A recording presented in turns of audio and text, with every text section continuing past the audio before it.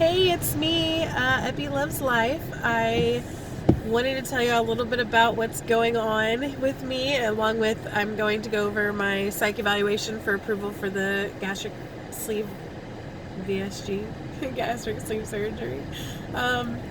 I started this process. I was 370 pounds. I am now, as of yesterday, 327 pounds. My wife was arguing with me saying I was over 370, but I'm pretty sure, like, I gotta have to go back and rewatch one of my videos, but I'm pretty sure I said it was 370 because that's what it was. She's like, no, it was more. I don't know. My goal is to lose 50 pounds. Like, well, the doctor's goal is for me to lose 20 pounds, which I did that. But my goal for me was to lose 50 pounds prior to surgery. So I've got a week, literally 1 week, 7 days until I start my liquid diet. And then, so 2 weeks as of right now until I have surgery. So it's getting go time. I'm excited and I'm starting to get a little nervous. On Wednesday, I get paid, so I'm going to go get my food haul for my liquid diet, and I'm probably going to get all my food for my soft food stages and all that stuff afterwards. I'm nervous. I'm excited. I met with a dietitian the other day, and then we went over, I guess, what I'm supposed to be eating, because I was under the impression I could have soups. But I can't have soups. I mean, I can have soups like broth, but I can't have, like, I was thinking like, oh, I could have like potato soup as long as it's blended, and that is not necessarily the case. So that was an untrue statement. So I'm glad that I met with her, because now I kind of have an idea of what I'm going to be doing as far as my food process. Yeah, anyways, so I'm gonna go over that I'm messing with my Fitbit here. It's just, I don't understand, like, it just started like right here. Boop, you see that? I'm glad I got a warranty on it. Anyways, so I've got that going on, and I'm excited about, and I'm on my last week of Zumba and my workouts and all that stuff. So because once I hit my liquid diet, I don't think that it's gonna be too smart for me to work out. So I'm kind of sad about that, to be honest. I really enjoy working out and starting this whole process. So the next thing that I want to tell you about, okay, so let's just go right into it. When I did my psych evaluation, it wasn't a really hard process, because I didn't have to go to a clinic and actually have to meet with somebody face to face. It was like a phone interview, which I kind of like, but I don't really like, because I didn't really get a chance to, I don't feel like I got a whole chance to meet somebody and like have them really judge me, but I guess I think that they did, so that's fine. The main thing that I know that I've heard that they were looking for through my research and stuff was that you have like a sense of responsibility for your they ask you, hey, so why do you think you're overweight? You'd be like, I don't know. I eat so great. I make the best choices. And I work out. I don't know why I'm overweight. It must be a medical problem. Like, if you say something like that, they're going to be like, okay, you've got to be like, you have to know, like, at this point, when you're going through this process, you have to know that there are medical reasons that's why some people are overweight, but you would know that. You would not know that. And you also know that by the choices that you've made and have made for a long time, as far as for me, I know that I'm responsible for the reason why I'm overweight, whether it be impulse control, like emotional eating, or whatever it may be, or binge eating, or anything. I'm the reason why I'm here. Like, I not blaming my mom by any means, but I was raised in like a Southern family, and food is always part of family get-togethers and snack times and all these things. And it wasn't like, let's snack on hummus and celery, which I love now, but it was like, let's snack on chips and dip, or let's make queso and nachos. Like, that was a snack at home, and breakfast in the morning was like biscuits and gravy.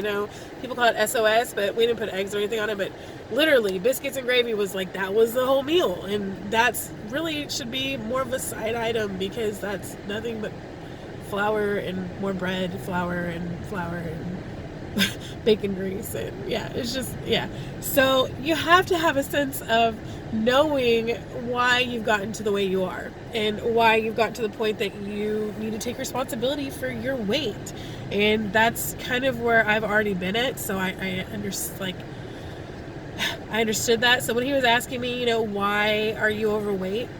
Why do you think that you're overweight? And why do you think that you need to have bariatric surgery? And I'm just like, honestly, I've made a lot of series of bad decisions and bad choices in my life, and it's time for me. I want to take responsibility for them, and I want to make better choices for my life, and it not only just for me but for my daughter. I want her to see her mom around. I am fortunate enough to not be at a point to where I have like diabetes or any kind of really bad things wrong with me health-wise, and that might not be the case. I mean, I'm 32. Yeah. As you get older, you'll forget your age. I'm just saying, you have to go back and calculate and think about it. But as of right now, I'm 32, and I have realized that, I'm not getting younger, and things start going downhill, and I'm tired of being in pain and hurting, like getting out of a car and having to like wake my feet up, like, come on, you can walk. Like it's bad. And working a long shift at work, I work at Little Caesars, and I'm blessed. Like, I can hit 10,000 steps in a work day because I am all around the whole store. But by the time I get off of there, I'm barely able to move. It's terrible, and I don't want to be that way anymore. I want to be able to go out and have fun and play, and I have that personality. Like, I enjoy doing those things. So I told him all that, and then he was like, then he goes, okay, so it sounds like you kind of know what to do, and sounds like you're going to be, on a good path. Then he's like, do you have any problems or any history with alcoholism? Do you have any problems or history with drug abuse? Do you have any problems or history with like sexual assaults of any kind, molestation kind of things? And I do. And I don't think that is an excuse, me personally. And I told him this, that I didn't think that with what I've gone through growing up, not that it's anybody's fault or anything, that I just don't use that as an excuse. Like, I don't think that because my dad molested me when I was 3, that is the reason why I'm fat today. I think that that's probably the reason why I have relationship issues and trust issues and things like that, but I don't think that it has anything to do with why I eat, which, I could be really wrong, and I really want to find a psychologist to start talking to them about that. My mom put me in psychology my whole life, not psychology. She put me with therapists my whole life, or tried to when I was younger, to get me to talk about what happened, and she was a firm believer in that, and I didn't. I was not ready at that age to really, I guess, talk to them and open up and be honest, and not try to steer them in the direction that I want them to go into.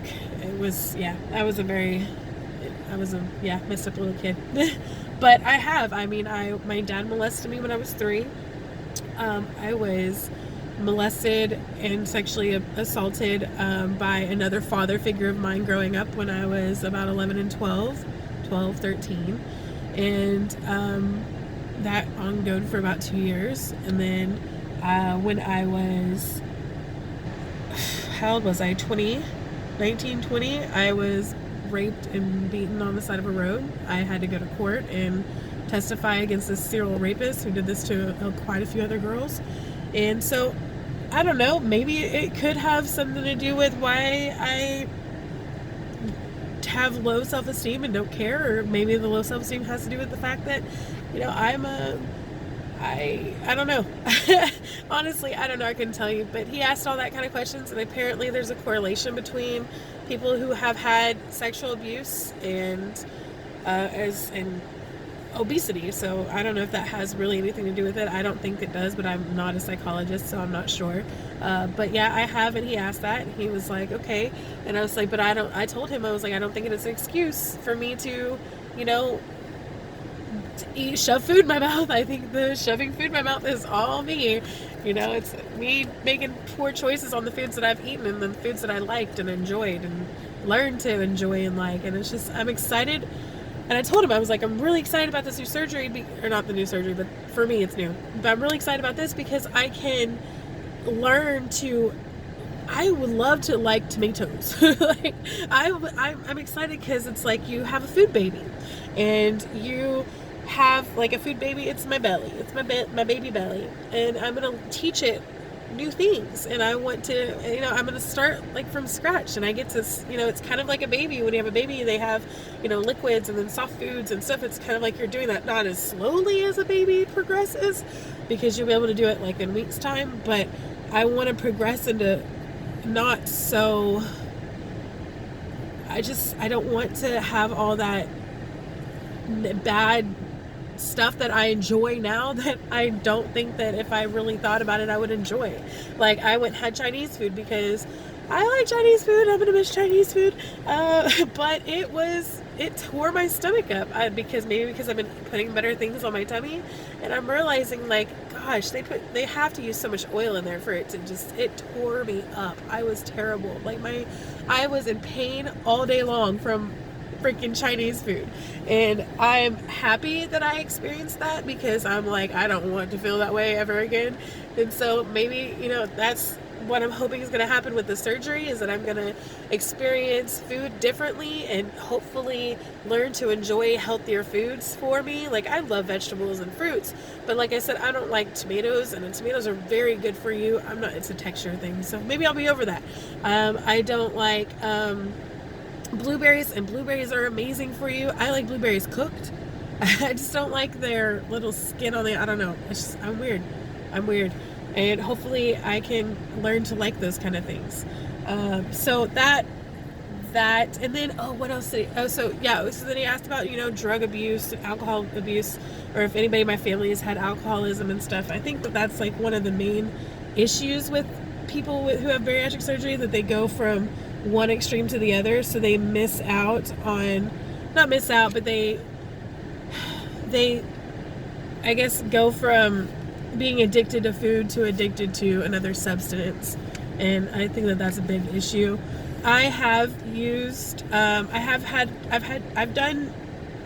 tried drugs, I've tried things, I don't do them currently because I refuse to do anything that's going to make me lose my child. I really am firm in my mindset on that. Like, I don't want to do anything that can make me lose me being able to see my daughter and being around my daughter, and drugs are one of those things. And so I drink occasionally. I drink with friends. I can have alcohol in my house and not drink it. Like, I have bottles of alcohol. When I was young, maybe I couldn't have bottles of alcohol because I'd be like, hey, I got a bottle, let's drink, but no, now it's like I can have bottles, which is a nice thing. I think it's part of growing up too, but I don't drink them every day. I don't have a glass every day. I have a glass with friends. I'm more of a social drinker. As far as drugs, like I said, I have tried a lot of things. So I'm knowledgeable in that, and I'm glad I tried them. I'm glad that I did some things. I'm not glad that, I don't know. I have done them, and I know that they're not for me now. And it's not something that I would want to replace food with that instead, because, like, again, I've refused to do anything that would make me lose my child. So that is not something I would ever do again. He asked if I was a smoker. I used to smoke cigarettes. I still, like, have a drag once in a while, like when I'm drinking or something. But as far as, like, I haven't bought cigarettes, I want to say, like, maybe over a year, 2 years now. It's been a long time. Like, I've had cigar, but not like a whole thing. Like, I don't know, like, when I drink, I want to have like a puff here and there, but when I'm just like by myself, I'm not just like, ooh, I would need a cigarette. So I think that's good. I think that's a good thing. I don't think it's good that I smoke occasionally when I drink, because I think, like, drinking and smoking is actually really worse for you. I'm not sure, I could be completely wrong, but anyways, on anything, yes, I have done that too. So I was honest with everything that he asked me, and he was like, okay, well, I think, I'm trying to think if there's anything else that he asked, or basically how, like, who do I live with? Oh, my support. If I had support group, like a support family or group or people that supported me doing the surgery, supported me in doing the weight loss, or was I on my own with it, or how that works. And I'm like, I have an amazing amount of support, which is very fortunate because not a lot of people do. My mom supports me, my whole family. I say my whole family. I have a very small family. So it's my mom, my aunt, my uncle, and they all support me completely. My wife is 100% behind my back on this. My sister-in-law is, and we live together, so she supports me. My daughter supports me, even though she's like, Mom, don't you want some chips? Like, she just doesn't get it fully, but I'm just like, no, I don't want chips. You don't either. Like, I think that the change that needs for healthiness in our life needs to start with me and making better choices along with her so she can make better choices as well, not chips for snacks. I don't know what it is about chips, but they're so good. I've got to find something that I can it's that crunch. You know what I mean? That crunch of saltiness. I don't know. I like the hot Cheetos. Those are my favorite. Lana likes Takis, so I think it's a hot thing. So I wonder, because I know that they make kale chips and they put them in the oven and they crisp up, but I don't know, guys. Let me know if kale chips are good, and maybe I could put some Frank's Red Hot or something on them and make them spicy, because I would like something like that. Okay, so aside from all that, I think that's everything that happened. So at the end of the day, he was at the end of the conversation, it was about an hour long, he basically told me that I think that you're going to be a great candidate. I think you're going to do amazing with the surgery. I'm 100% approve of you. Keep up the good work. Keep, working out. Keep doing what you're doing. And I'm happy that you have a support system around you. Pretty much, she basically gave me all the blessings in the world. So that was nice. And so that's how my whole psych evaluation thing went.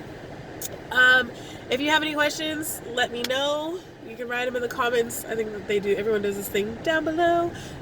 You can add me on Instagram or Twitter. You can message me and I'll give you my Facebook. I don't mind doing that. I don't know if I want to put all that out public yet, I guess. I'm still trying to get used to this whole talking to a camera thing in front of people with all of this thing going on. It's kind of nerve-wracking still, but other than that, yeah. All right, so bye guys, and thanks for listening to me blab for 18 minutes. Bye.